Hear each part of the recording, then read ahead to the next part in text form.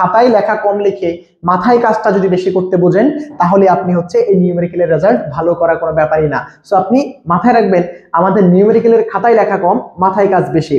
So মাথার কাজটা আপনি ভালোভাবে করতে হবে। ওকে, তো এই পর্বে আমরা শিখবো হচ্ছে ফলস পজিশন মেথডে একটা সমীকরণ কিভাবে সমাধান করব। অর্থাৎ ফলস পজিশন পদ্ধতিতে আমরা একটা সমীকরণের একটি বাস্তব মূলের আসন্ন মান বের করব। অর্থাৎ বাস্তব মূলের আসন্ন মান বলতে বোঝায়, ধরেন এই সমীকরণটার একটা সমাধান হচ্ছে 2, তো আমরা এই ফলস পজিশন পদ্ধতিতে অ্যানসারটা বের করব 1.99999। সারা জীবন 9 দিলে আপনি হয়তো দেখবেন যে 2 এর কাছে যাবে, বাট 2 হবে না। তো আমরা যেটা নির্ণয় করব সেটা হচ্ছে কি আসন্ন মান, ঠিক আছে? তাহলে এই সমীকরণের একটি বাস্তব মূল নির্ণয় করা, অর্থাৎ বাস্তব মূলটা কত তা আমরা ধারণা নিতে পারবো এখান থেকে। তো এটা আর হচ্ছে দ্বিবিভক্তিকরণ পদ্ধতির মধ্যে পার্থক্য তেমন কিছুই নাই, শুধু এখানে যে পার্থক্য আছে সেটা হচ্ছে আমরা যে পদ্ধতিটা দ্বিবিভক্তিকরণে লিখছিলাম, যে প্রথমে x নট ইকুয়ালস টু কি লিখছিলাম, x not equals to a plus b by 2 এভাবে লিখছিলাম, রাইট? তো এই ক্ষেত্রে আমাদের এই জায়গাটাতে একটু কি করতে হবে, এই জায়গাটাতে একটু চেঞ্জ আসবে। চেঞ্জটা কেমন, এখানে আপনার x নটটা লিখতে হবে, মানে বাইসেকশন আর হচ্ছে ফলস পজিশনের মধ্যে পার্থক্যটা আমি শুধু দেখাচ্ছি। x নট হচ্ছে f of b minus f of a by f of b minus f of a। তো এখন উপরে একটু চেঞ্জ আছে, উপরে এই যে a এর সাথে b গুণ, b এর সাথে a গুণ, এটা হচ্ছে আপনার x নট এর মান। তো এরপরে আর বাকি কাজ সব সেম, শুধুমাত্র এই যে আমরা যে x এর মানটা লিখছিলাম, x এর মানটা লিখবো হচ্ছে এই সূত্রের মাধ্যমে, আর বাকি কাজ সব বাইসেকশন মেথডের মতো, ঠিক আছে? তো শুধু x এর মানগুলো আমরা এই পদ্ধতিতে আসবো। তাহলে এখন এই বাইসেকশন পদ্ধতিতে আমরা এই সমীকরণ যদি সমাধান করতে চাই, প্রথমত এটার প্রদত্ত ফাংশনকে f অফ x ধরে নেব, f of x equals to cos x minus 3x plus 1, ঠিক আছে? তাহলে এটা হচ্ছে আমাদের ফাংশন। তো এখন এবার এবং কি ধরবো, এবং আমরা ab ধরে নিব।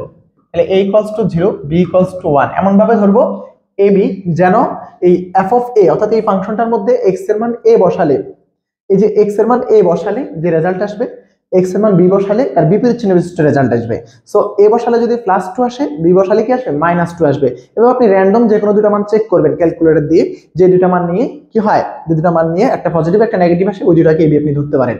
এটা একবারে যে a1 আর b0 0 1 এগুলাই ধরতে হবে ব্যাপারটা এরকম না, আপনি যে কোনোটা ধরতে পারবেন, শুধুমাত্র একটা পজিটিভ অ্যান্সার আর একটা নেগেটিভ অ্যান্সার আসতে হবে। তাহলে এখন দেখেন আমরা এখন a বের করি, f of a অর্থাৎ 0 যদি আমি বসাই, তাহলে cos 0 এর মান হচ্ছে 1, আর এদিকে হচ্ছে 0 বসালে 0, তাহলে 1 + 1 that means 2। f of a এর মান কত আসছে, 2 আসছে।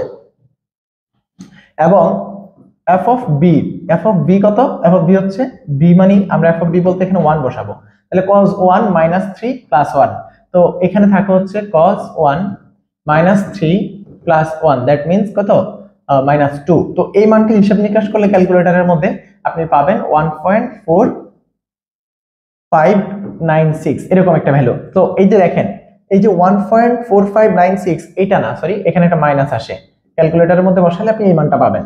এখন দেখেন f of a আসছে 2 আর f of b আসছে মাইনাস এত, তাহলে একটা পজিটিভ একটা নেগেটিভ আসছে, তার মানে আমরা কি বুঝলাম, আমরা বুঝলাম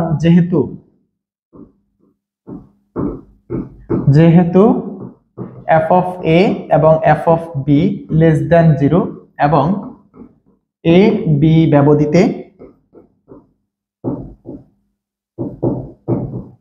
f of x ফাংশনটি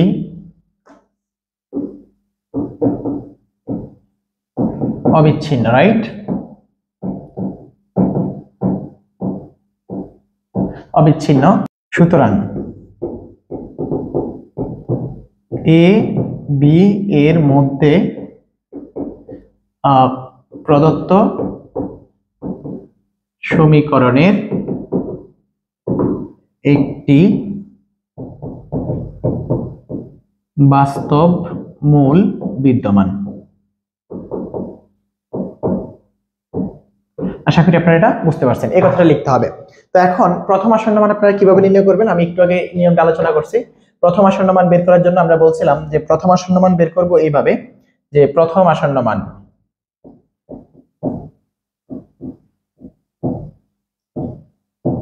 x not equals two f of b minus f of a, উপরেও কি f of b minus f of এ, তবে একটু কাহিনী আছে, উপরে এ এর সাথে বি গুণ আর বি এর সাথে এ গুণ, এই কাজটা আপনারা করতে হবে। তো এখন এটা মধ্যে মান বসানোর পরে আপনি যে মানটা পাবেন, এখানে মানগুলো সব বসান, এখানে সবগুলো মান বসানোর পরে কি আসে, তাহলে এক্স নট এর ভ্যালু কত আসে, এক্স নট এর ভ্যালু আসবে এরকম, এ এ ছিল কত, পুরো ক্যালকুলেশনটা আপনারা বসাবেন, এই যে এফ অফ বি আর F of A, A B এগুলো সব আপনার কাছে উপরে ছিল, আপনি বসানোর পরে যে রেজাল্টটা আসবে সেই রেজাল্টটা হচ্ছে 0.57808519। সো এই ভ্যালুটা আসছে প্রথম আসন্ন মূল বা প্রথম আসন্ন মান। তো এখন এইটা আসার পর আপনার চেক করতে হবে কি, F of X not, F of X not আগের মতো করে এফ অফ এক্স নটটা কি আসে, এফ অফ এক্স নটটা আসছে 0.103 সামথিং। সো এটা আসছে পজিটিভ, তাহলে আমাদের উপরে কে ছিল, উপরে এ, এফ অফ এ আর এফ অফ বি এর মধ্যে কে নেগেটিভ ছিল বলেন তো, এফ অফ এ আর এফ অফ বি এর মধ্যে নেগেটিভ কে ছিল, এফ অফ বি নেগেটিভ ছিল, তাহলে এখন আমরা এখান থেকে নেগেটিভটা আর এখান থেকে পজিটিভ যেহেতু আসছে, তাহলে এখন উপরে নেগেটিভটা ছিল হচ্ছে এফ অফ বি। তো এখন লিখবো কি, যেহেতু F of B F of X not less than 0, সুতরাং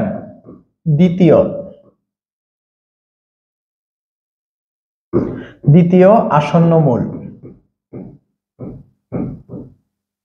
আসন্ন মূল কি হবে, x1 equals to B plus, অর্থাৎ দ্বিতীয় আসন্ন মূল কি আসবে, a এর পরিবর্তে x নট প্রবেশ করবে, তাই তো, a এর পরিবর্তে x নট প্রবেশ করবে, অর্থাৎ আমাদের f অফ বি এর জায়গায় থাকলো মাইনাস f অফ a ছিল, এখানে f অফ a এর জায়গায় হবে f অফ x নট, ঠিক আছে।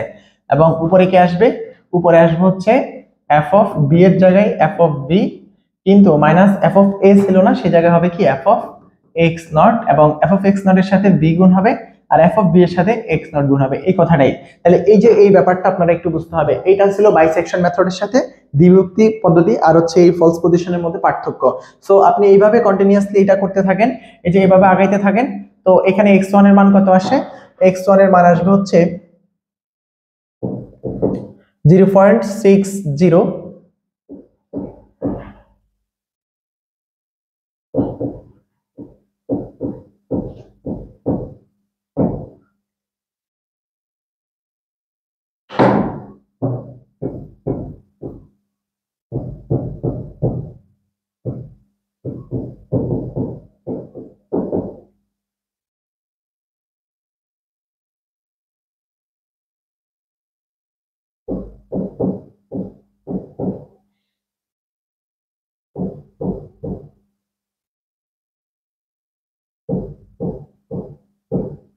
তো এই যে এখানে এটা হচ্ছে x1 এর মান আসছে, এবং আমরা f অফ x1 এর মান মূল ফাংশনে যখন x1 টা বসাইছি তখন এই ভ্যালুটা আসছে।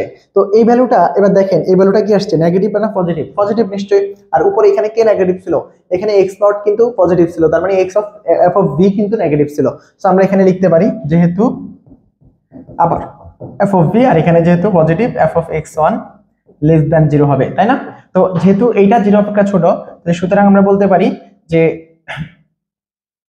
দ্বিতীয়র পরে তৃতীয় আসন্ন মান, তাই তো, তৃতীয় আসন্ন মান, আসন্ন মান বা মূল, তৃতীয় আসন্ন মূল কত হবে, x3 ইকুয়ালস টু, দেখেন চেঞ্জ হবে কে, চেঞ্জ হবে যে এই যে f অফ x1 আসবে x নট কে বাদ দিয়ে, b টা b এর জায়গায় থাকবে, তাহলে আমাদের এখানে থাকলো f অফ b এর জায়গায় minus f of x not ছিল আগেরটাতে, বাট x নটটা এখানে বাদ হয়ে গেছে কেন, কারণ f অফ x1 টা পজিটিভ আসছে। সো আমরা এখানে f অফ x1 টাকে বসায় দেব, f অফ x1 আর উপরে হবে f অফ b এর জায়গায় f অফ b থাকলো মাইনাস f অফ a এর জায়গায় x নট এর জায়গায়, এই যে f অফ x নট এর জায়গায় f অফ x1 চলে আসবে, এবং f অফ x1 এর সাথে b গুণ আর b এর সাথে x1 গুণ, ঠিক আছে। তো এই যে মানগুলো বসান, মানগুলো বসানোর পরে আপনি x3 এর মান পাবেন। তো এই মানগুলো বসানোর পরে x3 এর মানটা কত আসে দেখেন তো, x3 এর মান আসলো এরকম, সরি এখানে আমরা প্রথমটা x1 বলছি, এটা হবে তাহলে x2, রাইট, এটা x2 হবে। তো তৃতীয় আসন্ন মূলটা x2, কারণ প্রথম আসন্ন মূলটা x0 ছিল, ওকে। তো x2 এর মান কত আসে, 0.607057 103। এগুলা ক্যালকুলেশন করে সরাসরি মানটা বসাবেন। আর যদি এখানে সবগুলো মান বসাইতে চান, আপনি চিন্তা করছেন এই ম্যাথটা কত বড় হবে, তো আপনারা চেক করবেন এই মানগুলো ক্যালকুলেটরে করবেন, এই সবগুলো সব ক্যালকুলেটরে করে জাস্ট অ্যান্সারটা এখানে বসাবেন। এটা হচ্ছে আপনাদের শর্টে যেন অ্যান্সারটা শেষ করতে পারেন, অর্থাৎ অঙ্কটা যাতে ছোট হয়। আর যদি আপনি সবগুলো লিখতে চান, আপনার অঙ্ক এমনিতেই বড়, আর সবগুলো যদি লিখে লিখে করতে চান তাহলে এই অঙ্কটা হবে আরো অনেক বড়। তো আমরা অঙ্কের ক্যালকুলেশনটা করব খুব দ্রুত, ক্যালকুলেশনটা বেশি করতে হবে। ক্যালকুলেটর 2-3টা প্রয়োজনে রাখবেন।